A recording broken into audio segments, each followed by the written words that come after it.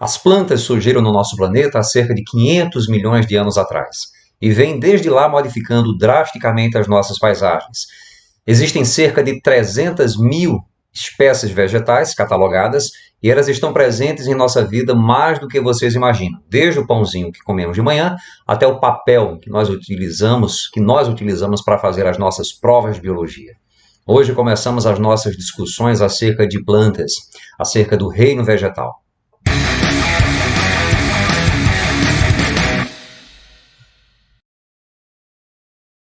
Entendemos como planta todo organismo multicelular ou pluricelular, autótrofo fotossintetizante, dotado de tecidos especializados, cujas células são envolvidas por uma parede celular celulósica. As plantas modificaram-se, desenvolveram-se muito ao longo dos cerca de 470 a 500 milhões de anos de evolução. Tornaram-se mais independentes da água para a reprodução, desenvolveram vasos condutores de seiva, formaram estruturas reprodutoras muito mais evoluídas, muito mais complexas, assim como desenvolveram mecanismos altamente especializados de dispersão e adaptação aos mais variados ambientes do nosso planeta. O que distingue as plantas das algas, que não são tidos como plantas, mas como protoctistas, é a presença de um tecido envoltório do embrião, um tecido de origem materna, um tecido que a priori formava o gametângio feminino, que é a estrutura produtora de gametas femininos. Existem diferentes grupos de plantas, desde os mais simples aos mais complexos. Existem plantas que sequer apresentam órgãos verdadeiros. São as briófitas, os musgos e as hepáticas, que apresentam estruturas semelhantes a raízes, a caules e a folhas, mas nós não podemos dizer que essas estruturas são verdadeiras, que existem raízes, caules e folhas verdadeiros nessas plantas. São os conhecidos musgos que crescem em ambientes sombreados e úmidos, em barrancos, em troncos de árvores. Pteridófitas, que são basicamente as avencas e as samambaias, já apresentam estruturas mais elaboradas, os órgãos já estão presentes, as raízes, os caules, as folhas. Não existem ainda, no entanto, estruturas reprodutoras bem evidentes. As pteridófitas são as primeiras plantas na escala evolutiva a apresentarem vasos condutores de seiva, que não existem nas briófitas. Briófitas e pteridófitas fazem parte de um grupo conhecido como criptógamas, que são as plantas que não apresentam estruturas reprodutoras evidentes. Criptos significa escondido, gamos significa estrutura reprodutora, diz respeito a estruturas reprodutoras. As plantas que apresentam estruturas reprodutoras mais evoluídas, mais evidentes, são as gimnospermas e as angiospermas. A grande diferença entre gimnospermas e angiospermas é que essas últimas, as angiospermas, apresentam frutos. Angios significa urna, sperma significa semente. Gimnosperma, a palavra gimnosperma significa semente nua. Gimnospermas apresentam raízes, caules, folhas, uma estrutura muito semelhante à flor e à semente. Os frutos não estão presentes aqui, diferente do que ocorre com as angiospermas. As gimnospermas e as angiospermas formam um grupo mais complexo de plantas, mais especializado, que nós chamamos de espermatófitas ou fanerógamas, o grupo das espermatófitas ou fanerógamas.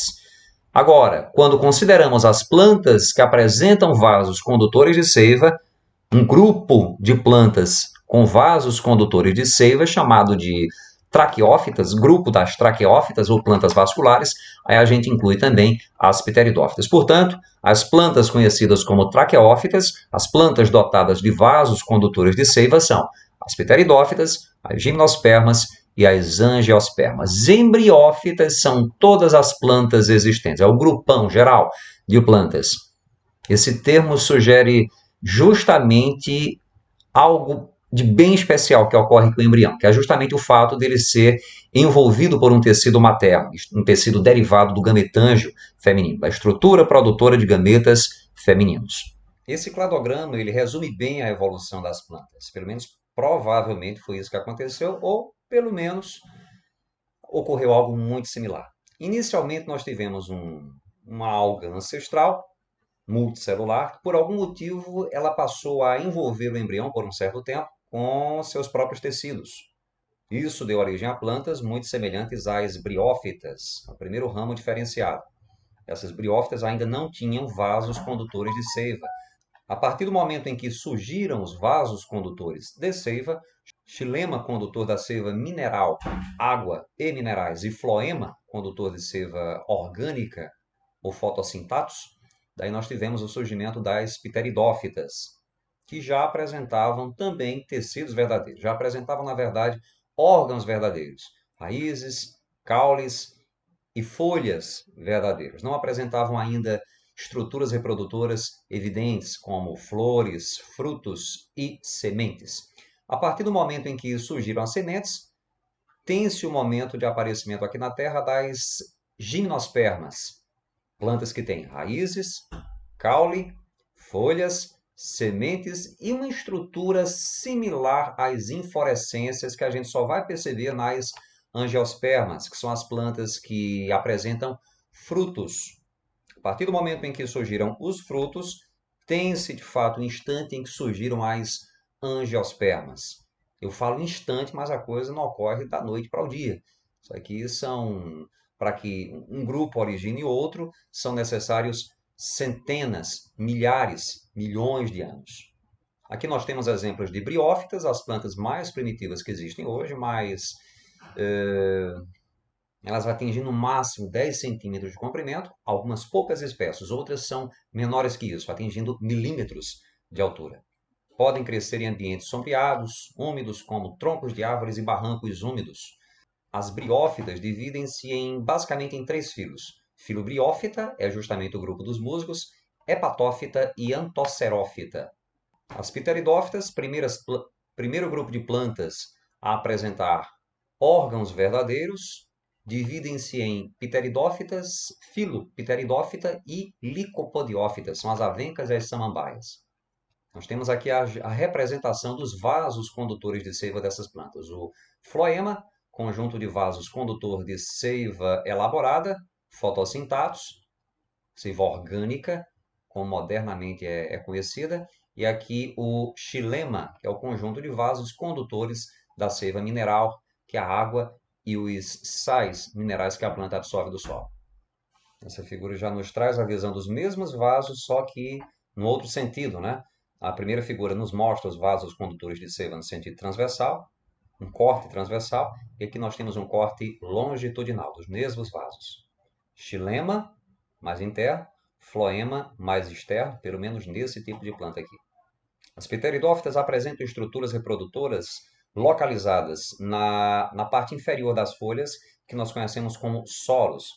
Como já dito, elas não têm flores, não têm estruturas reprodutoras evidentes. Por conta disso, pteridófitas e briófitas são englobadas no grupo conhecido como grupo das criptógamas. E aqui nós temos as gimnospermas, representadas principalmente pelos pinheiros e ciprestes, que se subdividem nos filos coniferófita, cicadófita, guinetófita e gincófita. Isso aqui é uma representação da taiga, um bioma caracterizado por imensas florestas de pinheiros. Estes são ciprestes, também muito comuns para a gente aqui, só que são importados, né? São trazidos de fora, não são nativas de regiões de terras brasileiras. Sequoias também são as maiores árvores do mundo, podem atingir cerca de 100 metros de altura, são exemplos também de gimnospermas. E aqui o pinheiro do Paraná, é o pinheiro brasileiro, também um exemplo de uma gimnosperma, são muito comuns desde o sul de São Paulo até a região sul do país. As gimnospermas apresentam como estruturas reprodutoras, estruturas florais, os estróbilos, que são grandes pinhas, na verdade são conhecidas como pinhas, daí o termo pinheiro, onde são produzidas as sementes, estruturas escamosas onde são produzidas as sementes. Os estróbilos femininos, de fato, onde são produzidas as sementes, são bem maiores e globosos. Isso aqui é um estróbilo feminino, também conhecido como megastróbilo. Seccionado para a gente ter uma visão interna. Aqui está a semente, conhecida como pinhão, inclusive pode ser tomado como alimento. Existem pratos tradicionais na região sul que são preparados com pinhões. E aqui nós temos os estróbilos masculinos, que são muito menos conspícuos, muito menores comparados aos estróbilos femininos. E aí nós temos uma laranjeira, né, que é um angiosperma, uma planta produtora de fruto. Cuidado, não confundam frutos com frutas. Geralmente frutas são uma estrutura, em geral, adocicada que algumas plantas, que algumas angiospermas produzem. Frutos são o ovário de um angiosperma que se desenvolve após a fecundação. Nem sempre os frutos são aquelas estruturas suculentas, adocicadas que nós conhecemos. Existem frutos secos, como por exemplo as vagens, são são frutos conhecidos como legumes. Os grãos, as cariópsis, aqui nós temos o trigo, o fruto do trigo, do milho. O milho é um fruto e uma semente ao mesmo tempo, na verdade, uma semente ligada completamente ao fruto. E o fruto do girassol. Tudo isso aqui é fruto. Isso aqui não é semente de girassol, isso aqui é o fruto mesmo. A semente está dentro. As angiospermas também são caracterizadas pela presença de flores, que nem sempre são vistosas como essas que nós estamos vendo aqui num jardim holandês, um belo jardim holandês. Além dos frutos secos, as angiospermas produzem os frutos carnosos.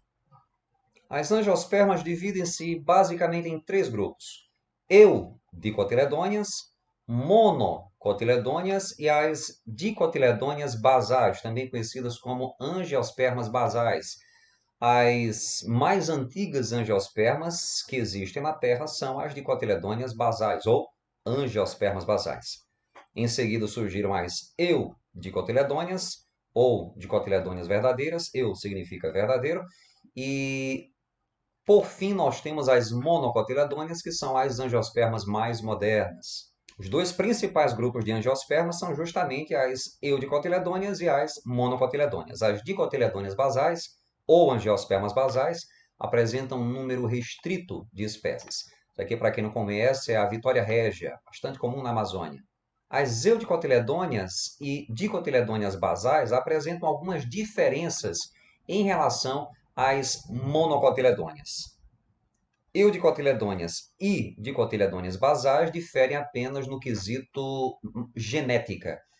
Visualmente elas são muito parecidas e, na verdade, antigamente elas eram, há pouco tempo, há alguns anos, elas eram agrupadas no mesmo, eram colocadas no mesmo grupo.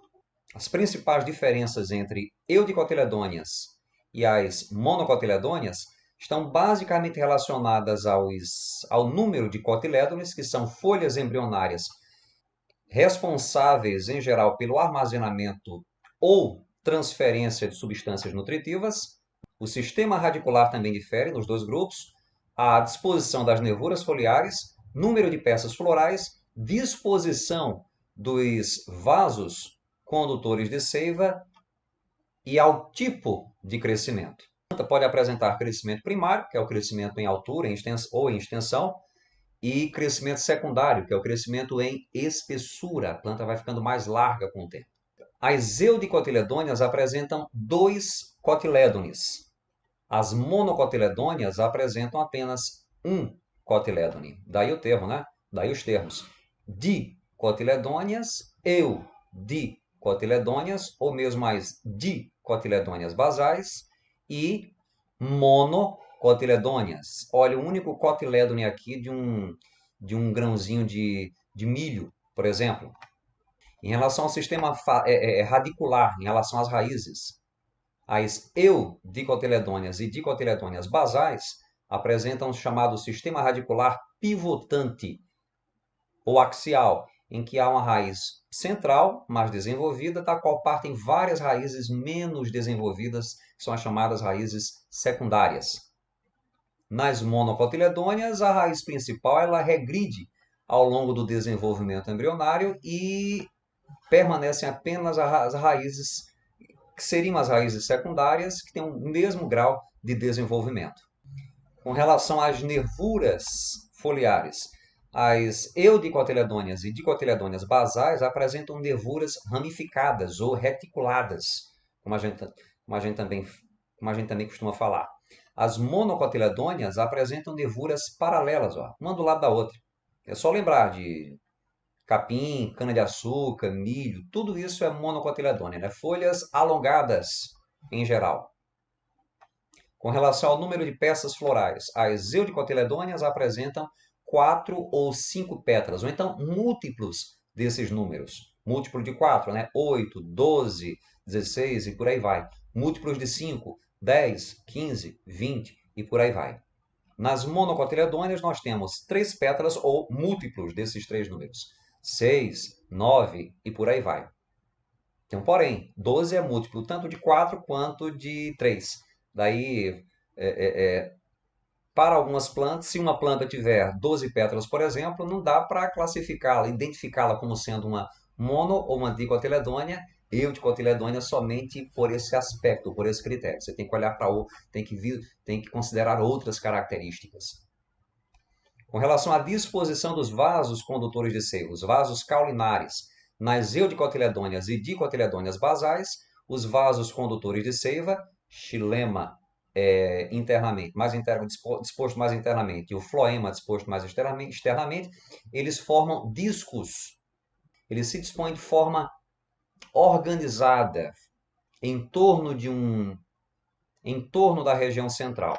No caso das monocotiledôneas, os feixes de vasos condutores de seiva se dispõem de modo aleatório. Em relação ao tipo de crescimento, as eudicotiledôneas elas podem engrossar seu caule.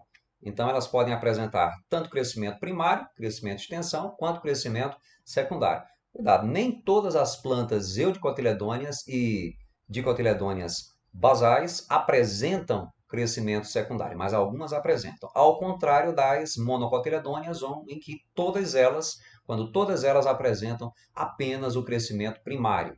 Algumas têm um caule durinho, como o próprio milho, o bambu, né?